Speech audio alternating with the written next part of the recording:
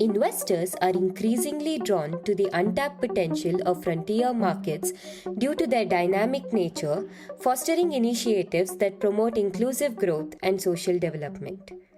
Welcome back to Impact Investing Musings. I'm Madhura Bhatkilaya, Senior Associate of Impact Investing at AVPN, and in this episode, we will explore the role of impact investing in frontier markets across Asia.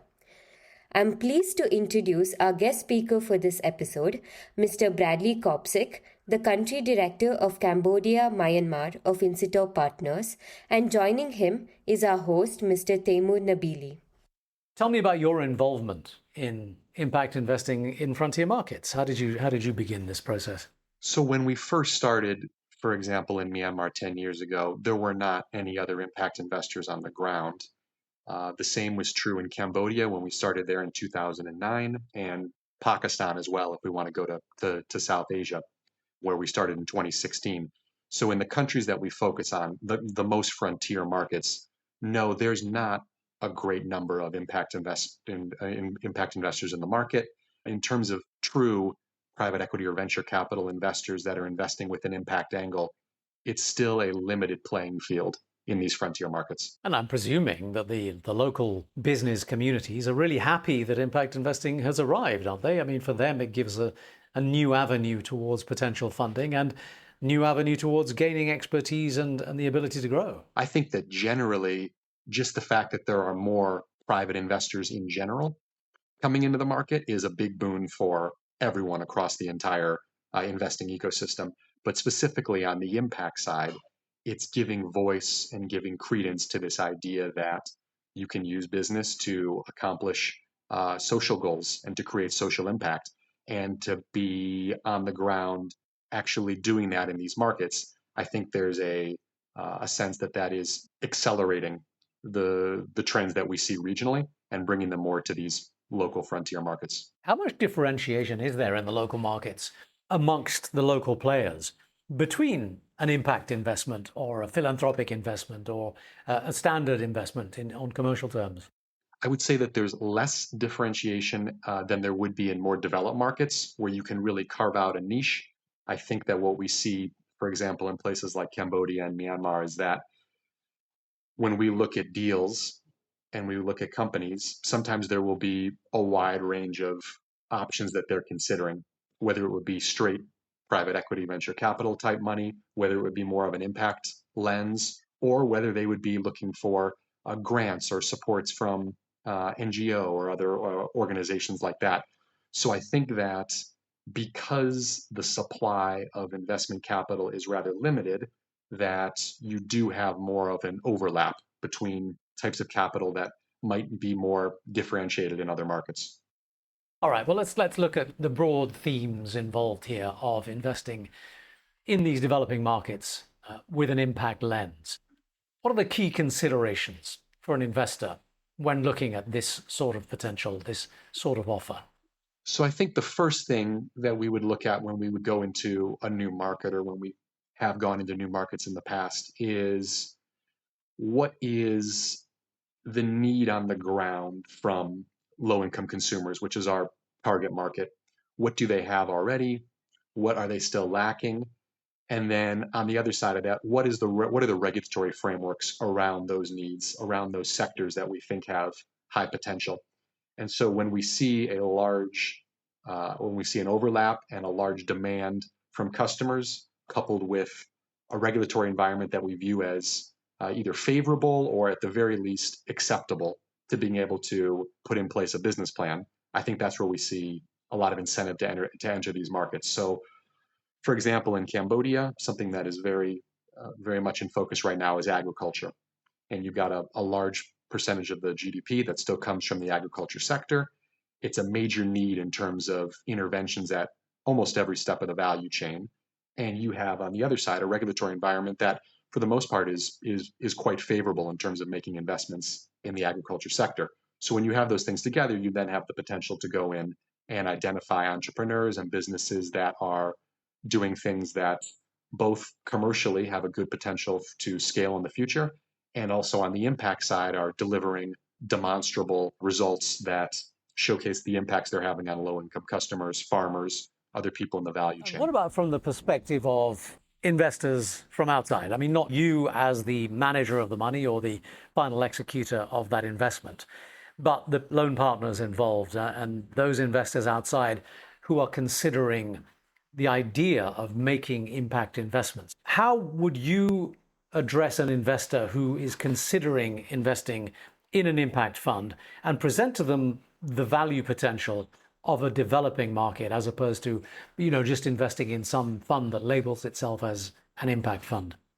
What they should be looking at is the potential of the market. Some of these frontier markets that we've been discussing already are growing at quite a high clip, GDP rates in the 5 or 6% annual range. So that highlights the fact that the economies are growing considerably and that there are ample opportunities to invest in these markets and realize some of the outsized potential for gains.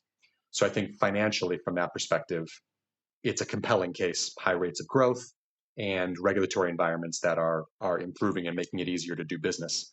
And then also on the upside, on the positive side, is you do have a large percentage of the population that is still either below the poverty line or right around the poverty line, and these are customers that have a growing demand for goods and services that are going to improve their livelihoods in a direct manner, and that's quite compelling for people who want to invest with an impact lens. You're talking about financial returns, but this is an impact fund. What about the social returns? What about the impact? Sure. I mean, you have quite a large number of people who are not accessing goods and services either from the government or from another organization, or on the business side, on the commercial side, they're not getting what they need from the existing businesses in the market. And so there's a demand there that's not being met. If you can fulfill that on the impact side, what you're doing is you're providing access to things that people truly need from a low income perspective. So an example of that would be financial services for people in the agriculture sector, farmers and value chain players. Right now, in places like Cambodia, there are not financial services that are directly suited to their needs, loans that are fit to the crop cycle or for what they need to increase their production. So if you can provide that good or service, yes, you're going to realize a commercial gain or financial gain, but you're also going to be delivering a service that is viewed as a necessity by a large percentage of people in the market. And as far as that impact is concerned, how do most investors address that trade-off? Obviously, the idea of financial primacy over actually having an impact is always a fairly personal one and sometimes a contentious one. Just tell me how you view the general conversations that take place between investors who want to see priority on financial returns and those who want to see priority on social returns. What we found in these markets so far is that there doesn't need to be a trade-off. And if you have a business model that is efficiently and sustainably delivering goods and services to your target population, that there's no need to have to sacrifice on the financial side. What it does mean is that you do need to identify very skilled entrepreneurs with a lot of experience in their field who understand the customer base and what their demands and needs are, and are able to put in place a business model that is hyper efficient in a lot of ways. A lot of these models target rural customers, places where supply chains and distribution models are either non-existent or underdeveloped. So you've got to fix a lot of these challenges and you have to address these points. But if you can do so, I think we found that a lot of the companies are able to deliver growth and returns that are on par with either companies in more developed markets or companies in these frontier markets that would target middle income or more upper class customer base. What about the risks involved? Well, I think in terms of any risk or any country that you're operating in, there's going to be risks inherent to that. In these frontier markets, I think there's a perception that the risks are either too great to enter the market or they cause you to reassess what your expectations are for that market. I think what we're seeing is that a lot of times, while these risks do exist, they can be overstated. And that a lot of the frontier markets in the region and the ones that we operate in, you have, at least from a regulatory perspective, improvements being made where it's easier to do business now than it was a year ago. and it's easier to do business what we think in the future as well, moving forward. There is, political risk in any country that you operate in. I think that that's inherent in some of these markets, but again, I think in Southeast Asia, you do see a good amount of, at least I would say, lowering downside risks on the political side. Obviously, a country like Myanmar has had widespread and significant problems over the past couple of years, but in Cambodia, in Laos, what you do have is at least a good amount of stability and governments that are committed to growth and promoting business. So you're suggesting that the perception of risk amongst investors generally exceeds the reality of the risk? I would say that that's correct. And I would by no means be saying that there's no risk in these markets, because that would not be accurate. But I do think that the amount of benefit or reward that is there for making a good investment in a frontier market is going to outweigh or exceed the risks that we see.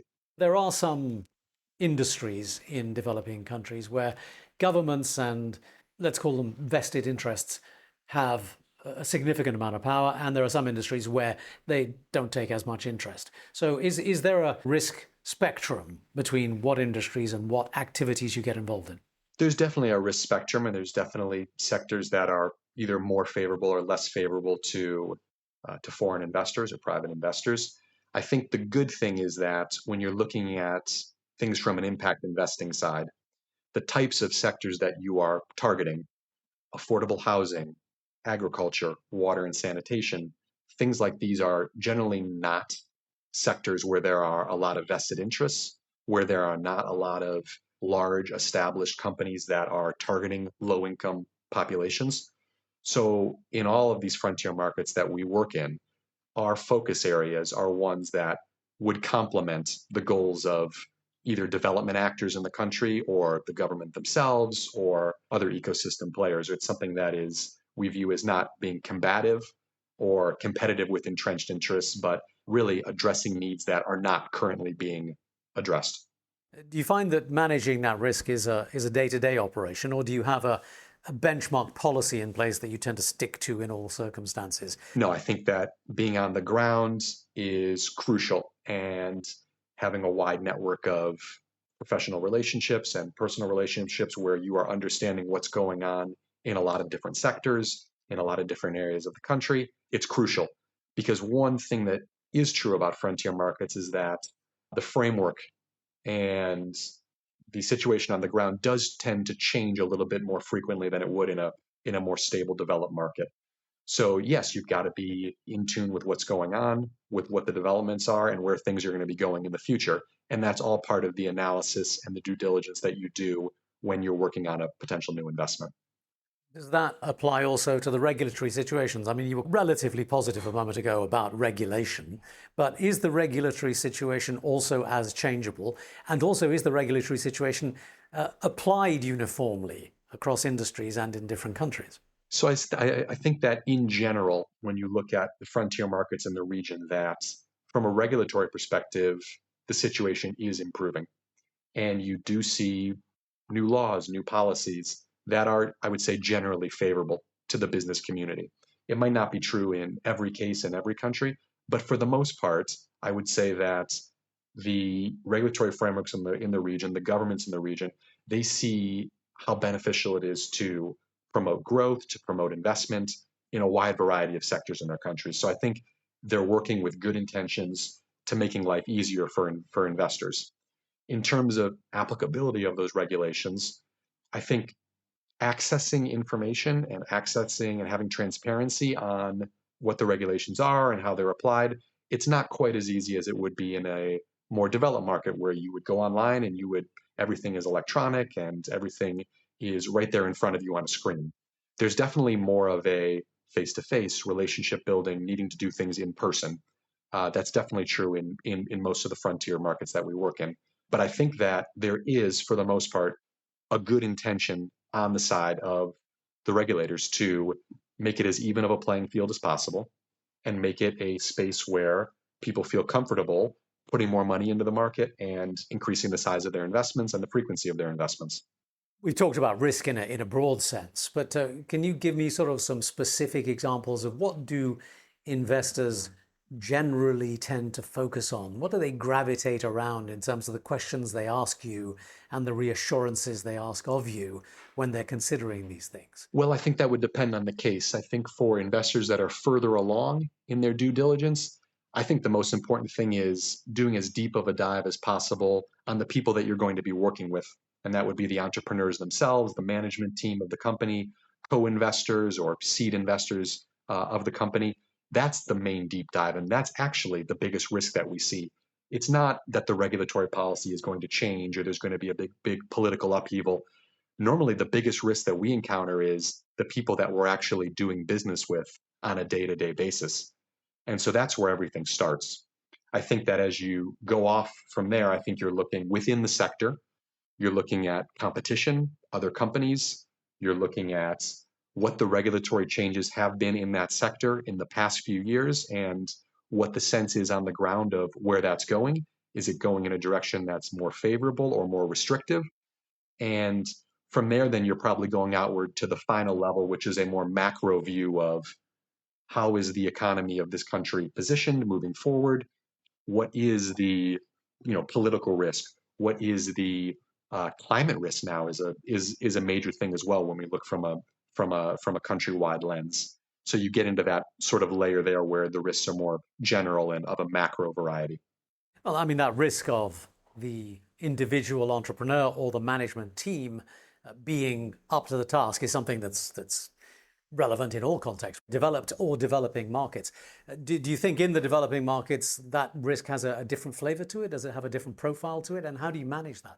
I do. I think from my experience comparing developing versus developed markets that the entrepreneurial team that you're dealing with is actually more crucial in developing markets because of what we discussed earlier, because of the fact that things do change a lot and issues do arise, and you are having to really problem solve a lot of different things that you might take more for granted in developed markets.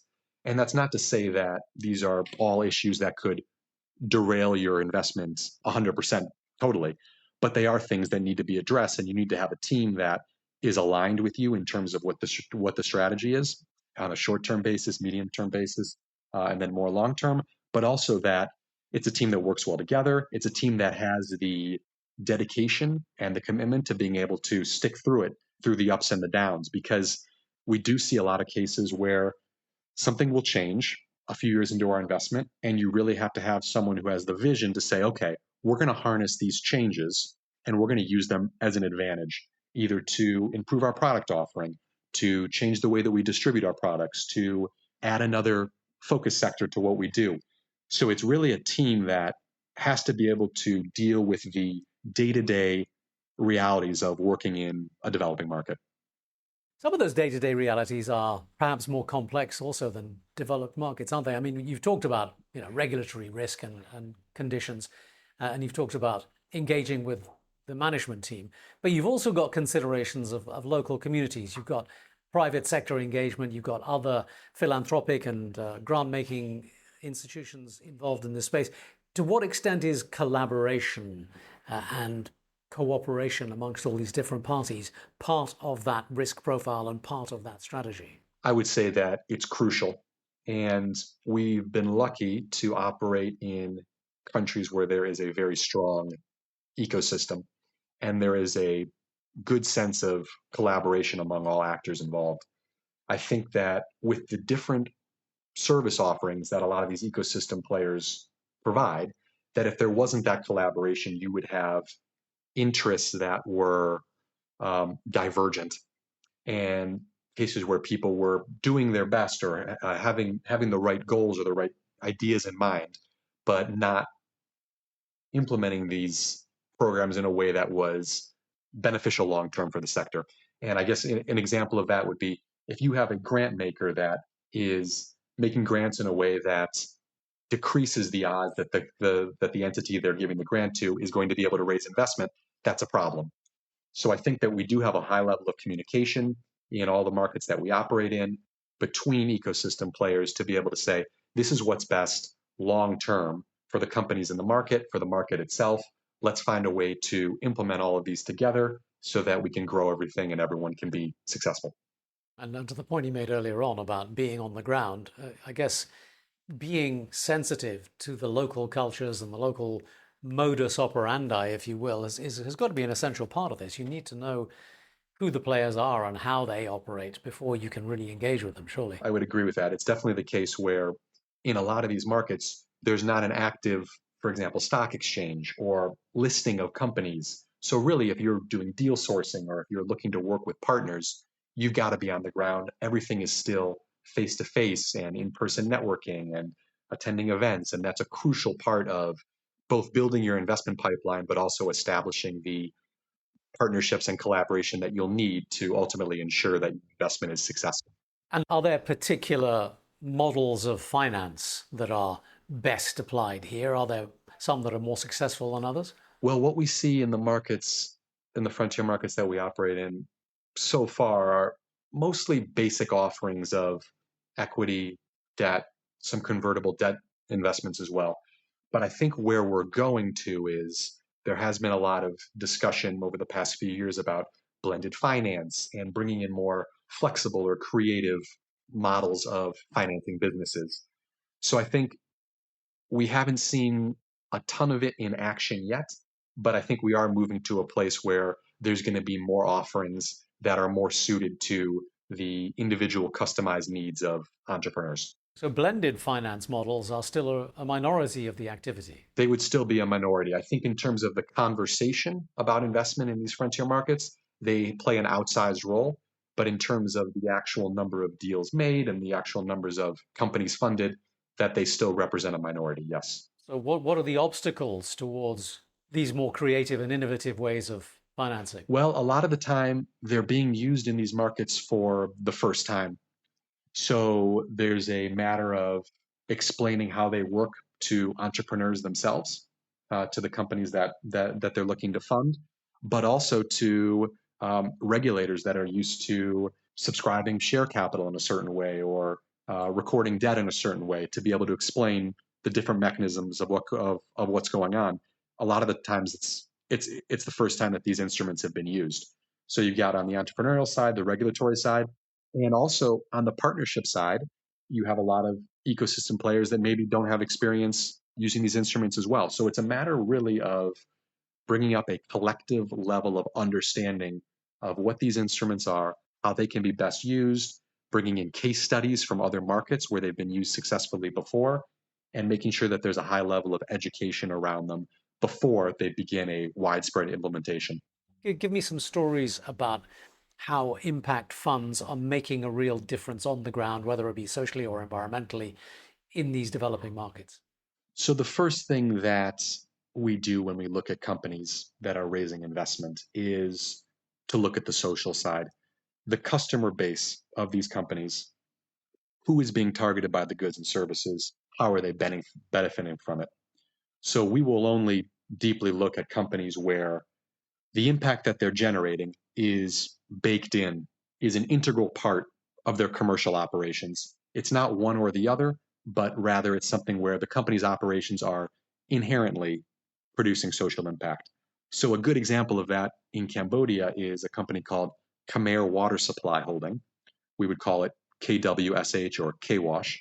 And KWASH in rural areas of Cambodia obtains licenses from the government to provide piped water to the towns and villages in that operating area. And what KWASH does is they build a central filtration plant, and then they pipe the water out to all the households in the region. So in the past, households in the villages would have to manually collect water. That would either be from a well in the village or moving to a common water source, sometimes many kilometers away from the village. So KWASH provides to a household's front door clean filtered water that is piped that they then pay for based on a pay-as-you-go system. So KWASH is, from a commercial perspective, increasing their reach, increasing the number of households that they're able to target, with the fact that on the impact side, they're also providing a basic necessity, which is clean filtered water that the customer gets automatically.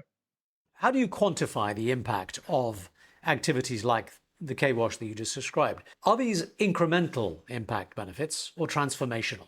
For an investor who wants to really come in and make a difference, where would you put that on a scale? So at that point, we get into the impact measurement side of things. And in terms of incremental versus transformational, a lot of it depends on the sector that we're looking at. If you are, for example, in financial services, you could be looking at a model like microfinance or rural lending, where customers are able to access the financing that they need at a lower rate than they would normally be able to do it. And they might save incremental amounts of money that is still considerable and impactful to their day to day life. And you could also have a company in the financial services sector that does affordable housing. And we've had a number of these in the past where the number of customers reached is less, but the actual benefit or impact to each customer is greater. So you could say that it's more transformational. And neither model is necessarily better than the other. I mean, what you normally see is the ones that have more of an incremental effect, you're able to then impact a much wider range of people. Whereas the ones that are transformational generally are ones where the number of customers that you're able to serve is on the lower side of things. So we view both as being important, both on the impact side and the financial side as well. But I think it depends on what the goals are of the investments that you're making and organizationally what your aims are in terms of targeting low income customers. Is the impact industry right now in countries like Cambodia focused mostly on social impact, or is there environmental and broader climate considerations involved as well? I think you see a good mix of it actually. So we do see activity in a wide range of sectors. We're fairly sector agnostic in terms of how we invest, but we see a lot of opportunities on the climate side for sure. There's a lot of renewable energy companies. I think that climate solutions that benefit the agriculture sector are also something that are on the upswing in the region. So no, there's definitely a growing sense that business either needs to directly address climate risks or that even just through their operations they need to incorporate it on a lower scale, but at least be aware of it. I think the days where you run a business or you invest in a business and climate and the environment are not discussed, I think those days are over. I think it plays a part in every investment, and depending on the sector and what the focus is, it can play quite a considerable role. What about the broader ecosystem of countries like Cambodia? Are there, accelerators and incubators? What's the supply chain like? What are the elements in place that can support the broader growth of an industry that people want to invest in? Well, I think Cambodia is actually a perfect example of how you have a really robust ecosystem in a frontier market. And that's, I think, one of the main advantages of a country like Cambodia is that when you go in, you do see basically at every stage of the entrepreneurial journey, there are support programs, there is assistance there for entrepreneurs to tap into. So you mentioned accelerators and incubators and venture builders, those are all present. You also have people who are doing technical assistance or grant making, either pre investment or also post investment, to help build capacity within companies. You also have, I guess, on a broader scale, a lot of training programs, a lot of advocacy programs for entrepreneurs.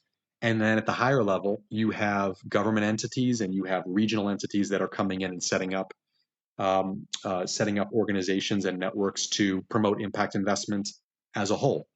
So really, throughout the entrepreneurial stage, from the idea stage all the way to receiving investment and all the way to promoting Cambodia as a place where impact investment is growing and where there's ample opportunities to invest, I think you're seeing a lot of activity there. Presumably that risk curve is different in every different developing country, though. It is for sure. I think there's also a strong correlation between the frontier nature of a market and the amount of entrepreneurial support or investment ecosystem support that the country receives. So that's, I guess, another positive or another potential advantage of entering a frontier market like this is there is a robust support network in most of these markets that are there to really to assist entrepreneurs, but on the other side to assist investors in having the clarity they need on the regulatory environment, on the companies themselves, what models work and what needs to be done from the financing side to see a lot of these companies scale and succeed. So we talked about how blended finance is a sort of relatively new innovation in some of this activity. Tell me about how you see the future of impact investing in the frontier markets developing. New business models, new financing models, new regulatory systems, and all this kind of thing. Where do you see the next stages of impact investing in markets like Myanmar and Cambodia? Well, I think that in these markets, the biggest need and the biggest development would be there are funding gaps still. In the ecosystem, there's a great job of supporting young companies and getting them to the stage where they need to raise somewhere in the low six digits of investment, 100, 150, $200,000. And there are not a lot of funding providers in that range. Once the companies get a bit larger than that, again in the $500,000 to $1 million range, then that's where we would come in and we would invest. Or you would have other investors either in Cambodia or regionally that would be more willing to invest. So I think the biggest development moving forward in the markets that we operate is developing a more robust network of funding and financing options for businesses that are in that range. I think past that, once you have that in place, that's where you get into the blended finance and how can we further customize these financing options for companies to be able to match exactly what they need to support their growth.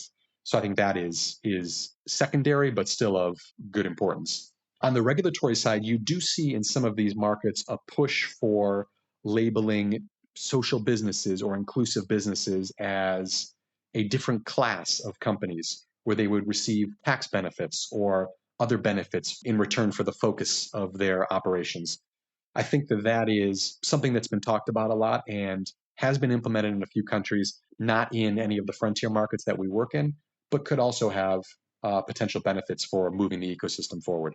Do you see the evolution of the regulatory system as being rapid enough and organized enough to bring comfort to foreign investors who want to get involved? That's a great question, and you could answer it in a lot of different ways. I think that for the people who are on the ground, active in making investments, I think yes, it's moving. It's moving rapidly enough or quickly enough in the right direction. We have very rarely rejected a deal or not gone through with the deal because of the regulatory environment. I think that that's something that has been rare and is becoming even more rare by the day. I do think that for people outside of the markets who are based more regionally, if they're going to compare the frontier market to, say, the regulatory environment in a place like Singapore, then it could never move rapidly enough. So it's really a matter of expectations and where you think the regulatory environment needs to be in order to give you sufficient comfort to make an investment or to be involved in the market.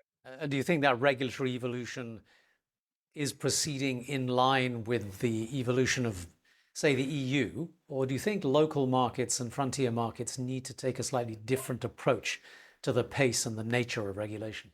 Well, I think that anytime you're making regulatory changes, it has to be suited to the local environment. I think that that's crucial. That's definitely not even within the frontier markets that we operate in. There's not a one size fits all approach that would work. So within the countries themselves, no, it's definitely something that is localized, customized, and they should be moving really at their own pace because as many good regulations as you put into place, if they're not overseen or managed, then really the regulation is not worth the paper that it's written on. So it's vital that the paces are that the changes are put in place at a pace that is conducive to being utilized in a way to push things forward. All right, let's finish up where we began. If I'm an investor looking to put my money to use, not only for financial return, but for impact, make the case for this particular avenue. If your goal is to make investments with both a financial and an impact lens, then really there is no greater opportunity than investing in the frontier markets that we've discussed so far. From an impact side, it's clear that these are the countries that have the greatest percentage and the greatest number of people that would be classified as low income and thus have the greatest potential for creating outsized impact with the investments that you make. And from a financial side, a lot of these sectors and a lot of these industries in the frontier markets are underdeveloped and they're ripe for new business innovations, new distribution models, new ways of doing business and thinking of the issues that are facing these sectors in a way that has a 360-degree view and can really not only generate outsized social impact, but bring forth financial returns that are commensurate with more developed markets. That was Bradley Kopsick of Insitor Partners. And that wraps up this 4-part series of Impact Investment Musings, brought to you by AVPN. For more insights and opportunities around impact investment, do visit avpn.asia. Bye-bye.